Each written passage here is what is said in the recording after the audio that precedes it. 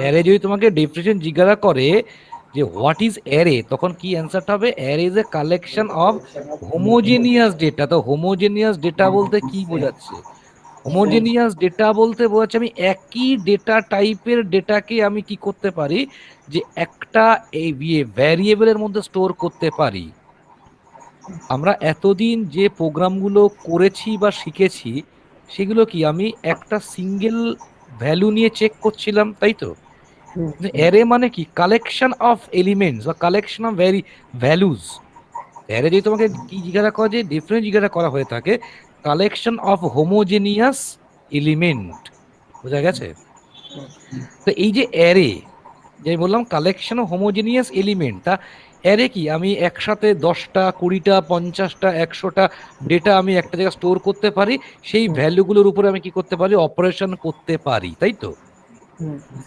तो एरे का जो इंडेक्स है, एरे का इंडेक्स स्टार्ट कहाँ से होता है? जीरो पोजीशन से, মানে জিরো इंडेक्स से स्टार्ट होता है।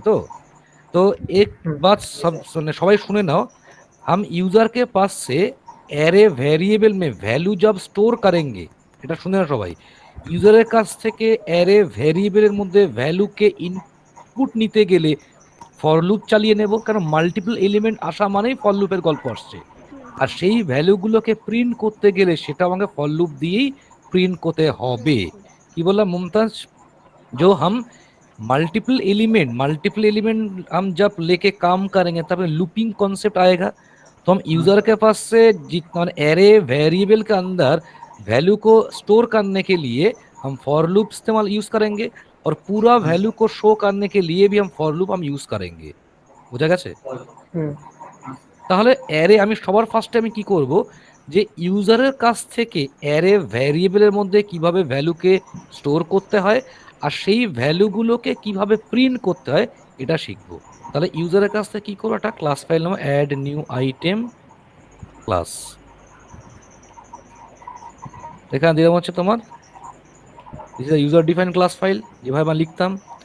এর মধ্যে লিখবো হচ্ছে পাবলিক ভয়েড শো বলে ফাংশন নিলাম। ওকে, ট্রাই ব্লক শুরু, এক্সেপশন হ্যান্ডলিং ট্রাই, এরপর হচ্ছে ক্যাচ, ক্যাচ এক্সেপশন ক্লাসের অবজেক্ট, এখানে লিখবো হচ্ছে console dot right EX dot message property, এখানে কি দেব? কনসোল ডট রিড কি। হলো? এইবার সবার ফার্স্টে যখন এই প্রোগ্রামটা রান করব, সবার ফার্স্টে কি থাকবে? How many number. তুমি দিলে 10, তা 10টা টোটাল নাম্বারটা হচ্ছে 10। এবার জিরো ইন্ডেক্সের ভ্যালুটা কি? মানে অ্যারে মানে কি? আমার পকেট থাকবে, আমি ইউজারের কাছ থেকে নিলাম হচ্ছে 10টা নাম্বার। তা অ্যারে কি? জিরো ইন্ডেক্স মানে কি? Zero pocket. ওয়ান ইন্ডেক্স বলতে কি? One pocket. ইন্ডেক্স মানে কি? পজিশন বা পকেট বোঝায়। ক্লিয়ার হয়েছে তো? সবার ফার্স্টে আমি কি করব? ইন্ট এন একটা ভ্যারিয়েবল নিলাম,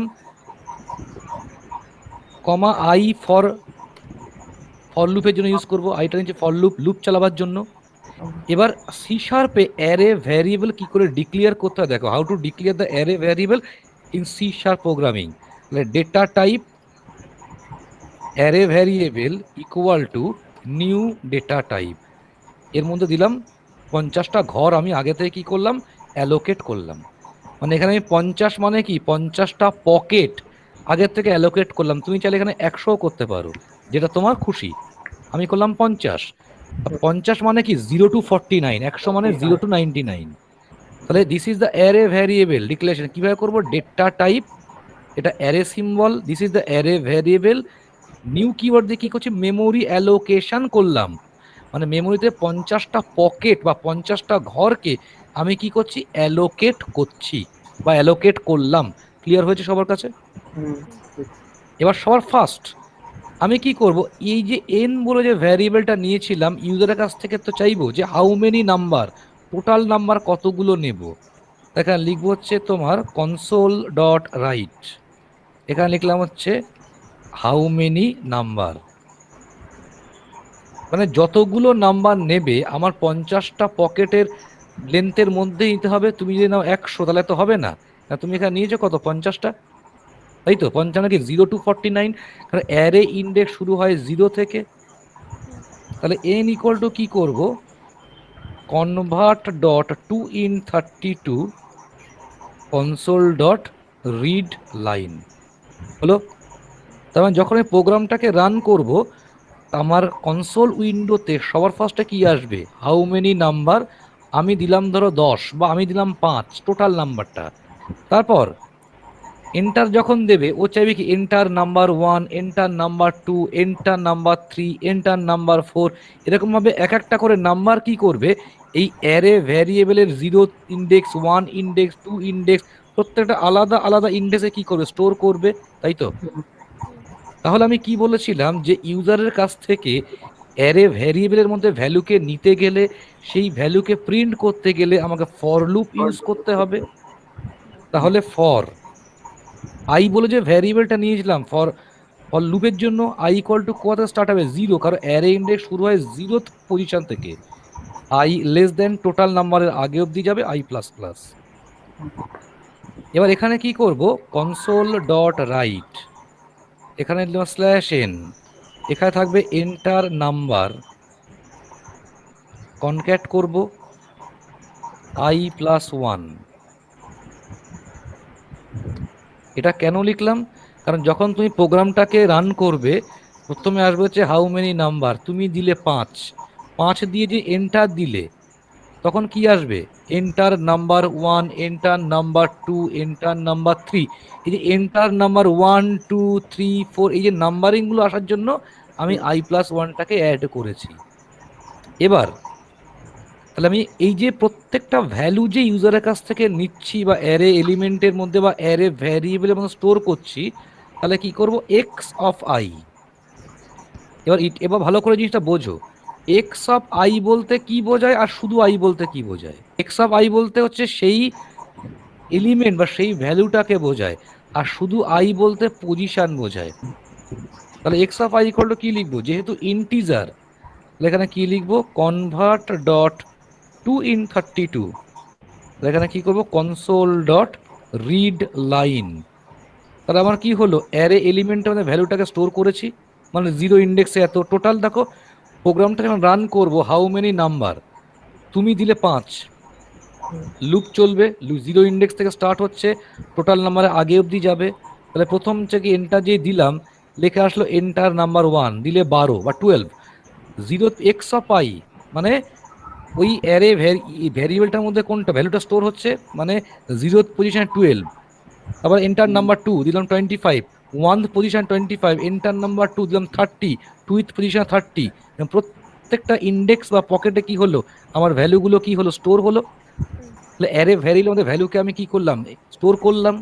তাহলে আমি কি বলেছিলাম, ইউজারের কাছ থেকে অ্যারে ভ্যারিয়েবলের মধ্যে ভ্যালুকে স্টোর করতে গেলে ফর লুপ ইউজ করে করতে হয়, আর সেই ভ্যালুগুলোকে প্রিন্ট করতে গেলে আমাকে ফর লুপ ইউজ করতে হবে। তাহলে আমি কি করব, প্রিন্ট করব। তাহলে এখানে লিখবো হচ্ছে console dot write slash N,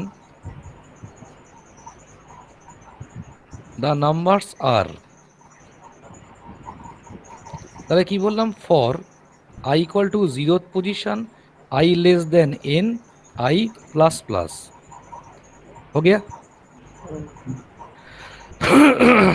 তাহলে এবার প্রিন্ট করব কনসোল ডট রাইট, একটা স্পেস দিলাম, তাহলে যখন আউটপুটটা প্রিন্ট হবে 12,25, সরি 12 স্পেস 25 স্পেস 30 স্পেস 35, এরকম স্পেস দিয়ে দেখাবে, সেই জন্য এর মধ্যে স্পেস ক্রিয়েট করলাম।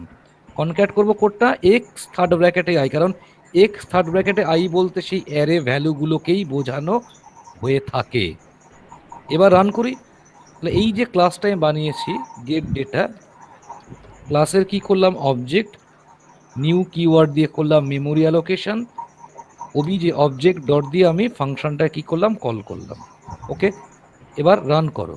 দেখো আমার কনসোল প্রোগ্রামিংয়ে, কনসোল উইন্ডোতে আউটপুটটা কীরকম এসছে, হাউ মেনি নাম্বার, তুমি দিলে 5, এন্টার, দেখো লেখা আছে এন্টার নাম্বার 1, দিলাম 12, এন্টার নাম্বার 2, দিলাম 22, enter number 3, 33, enter number 4, 44, enter number 5, 55। Array ভ্যারিয়েবলের মধ্যে আমি ইউজারের কাছ থেকে 5টা ভ্যালুকে স্টোর করেছি, জিরো পজিশন, ওয়ান পজিশন, প্রত্যেকটা আলাদা আলাদা পজিশনে। হুম, এবার সেগুলো কি করতে প্রিন্ট করতে হবে, তো প্রিন্ট করলাম, দেখো দ্য নাম্বারস আর 12, 22, 33, 44, 55। তাহলে আমার ক্লিয়ার হয়েছে অ্যারের প্রোগ্রাম সবার কাছে? হুম। হ্যাঁ স্যার। অ্যারে কিন্তু প্রোগ্রাম কিন্তু খাতায় প্রোগ্রামার ইন্টারভিউতে করতে দেয়, সে যে কোনো প্রোগ্রাম হতে পারে।